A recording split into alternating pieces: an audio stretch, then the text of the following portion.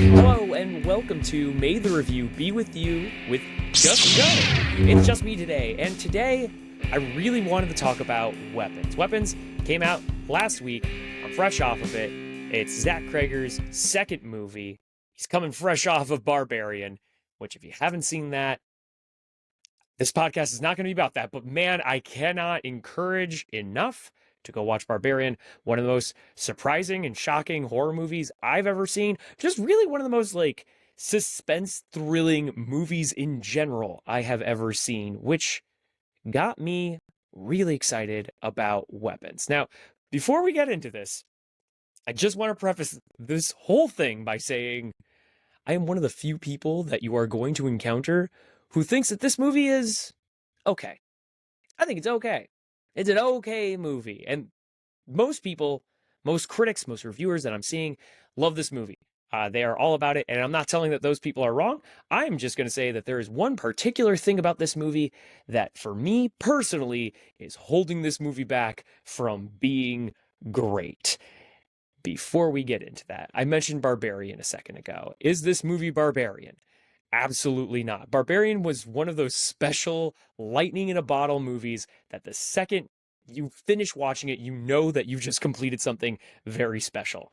And when I saw that Zach Creggor was going to be directing, writing another horror movie, I saw this trailer, man, I was in. This trailer, this premise, this got me. It's the moment I saw it, I was like, yep, I am buying a ticket. I'm going to see this opening weekend. I cannot wait. 17 children from one classroom all go missing one night at 2:17 a.m. in the morning. Everyone is gone, sans one child left in the classroom. All eyes and fingers are pointing at the teacher because there's no other explanation. Discover the truth as to what happened to 17 children.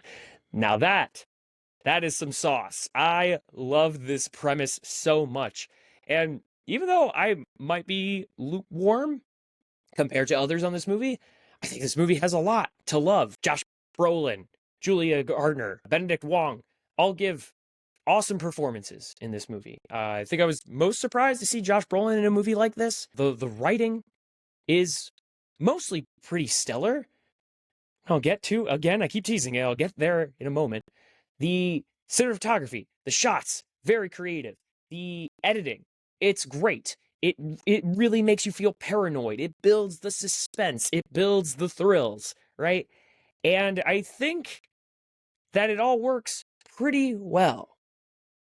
Except for one really big thing for me. And it's the narration. This movie is bookended with a narrator. It's a little girl. You never meet this character. She's just a creepy sounding little girl. And I think that this decision to have a narrator, man, does it spoil a lot for me in this movie.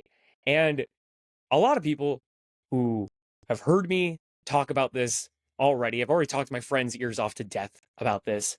I've said, Joe, you're overthinking it. They're not wrong. What do I mean as far as the narration goes?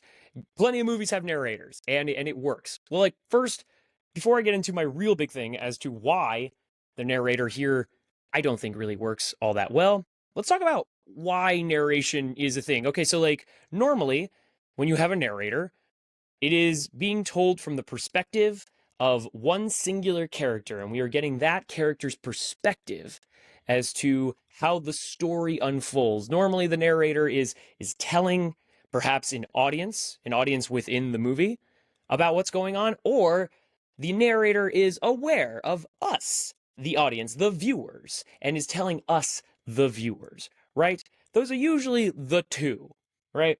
I think if you have a narrator, there should be a narrative reason why it's being narrated to you. Now, narration, other than having a character describe the events of the story from a very unique perspective, from a very specific perspective, right? Other reasons why you might have a narrator is to quickly divulge expository information. If we don't have time to just get into it, a narrator can just quickly let you know what's going on, and it will just place you into the action of the movie. One movie that did this with a silent narrator, Superman. Superman technically has a narration, an exposition scene in the very beginning of its film, and then drops us right into the film. Star Wars, of course, did the whole credits crawl or the narration crawl before Superman. We associate that. That is technically a narrator. The narrator of this movie, as I mentioned before, it's this little girl, and she describes to us what the trailer describes, that there were 17 kids, they were all in a classroom, and one night they all got up at 2:17 in the morning and they all ran away. And it sent the school into a frenzy, right? This is what she tells us. She comes back later in the movie at the very end to kind of just quickly catch us up on what happens after the events of the movie. Now, I have two problems with this. The first one, as I mentioned before, it is usually a character in the movie. The little girl is not a character in the movie, and that can work too.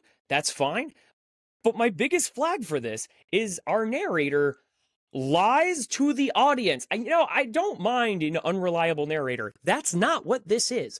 The movie just lies to you at one point. Spoilers for Weapons, if that hasn't been clear already. So, at the very beginning of the movie, our narrator describes what happens to these children and drops us right into Julia Garner's character, Justine, right into the action. But the last thing she says before our narrator leaves us is these kids were never seen again. This narration, super creepy, and it puts you in the mood, right? It creates this framework for you for the rest of the movie. So for the rest of the movie, I am thinking to myself, where is this going? Why did no one see the children ever again? At one point, we, the audience, see the children again. Technically, the movie has not lied at this point. The public has not seen these children again. And I'm thrilled about this, actually, at the time when I'm watching. Because now it's building up an expectation. No one ever saw the children again. But the children are in this basement. What's going to happen to the children? My skin is actually crawling thinking about this. Because there was an expectation set for me by the narrator that doom and dread is coming, that whatever the ending of this movie was going to be, it was going to be a tragedy because the narrator told me it was. Quick summary of what happens here toward the end of Weapons. The children went missing because a witch put a spell on 17 children and drew them into her house. At that point, she started presumably taking some of their life energy so that she could stay alive. It's not exactly clear what exactly she's doing. She just makes some offhand references that she needs children in order to stay alive. And given that she's a witch, given that we're all familiar with what witches do, you put it all together. Anyway, someone takes advantage of the witch's powers and makes the kids attack her, which admittedly is a hilarious scene. It is very satisfying to watch these 17 children demonize this witch and chase her through the neighborhood and then rip her apart. I'm not lying. I love that. Even though it wasn't the ending I was expecting, fantastic. Narrator comes back, and the narrator says that at some point, some of the children started slowly learning how to speak again because they were all kind of zombies beyond this point. You lied to us. You just lied to us. Zach, what the hell, dude? I feel like choosing to have the narrator lie to us was a really weird move. And I feel a little betrayed by the movie, if I'm being honest. Am I being over dramatic? Yes. But again, this doesn't really mean I was wrong. The movie purposely built an expectation, and I wouldn't exactly call this a subversion. I call it pulling the rug out from under me, but not in a good way. I want to be surprised in a movie, but also I think that if you lay out breadcrumbs for viewers, for moviegoers, we want to be rewarded with trying to deduce where it is that we're going. I'm picking up the breadcrumbs. I'm seeing what you're laying down for me, storyteller, only to find out that everything you thought you were picking up on, well, it didn't really matter. And while I think you could remove the narration from this movie entirely and still have the same exact movie, I think the more you start to look at the movie under this kind of stress test, the less the script makes sense to me. And it's funny because when I walked out of the movie, I thought my only problem was the narration.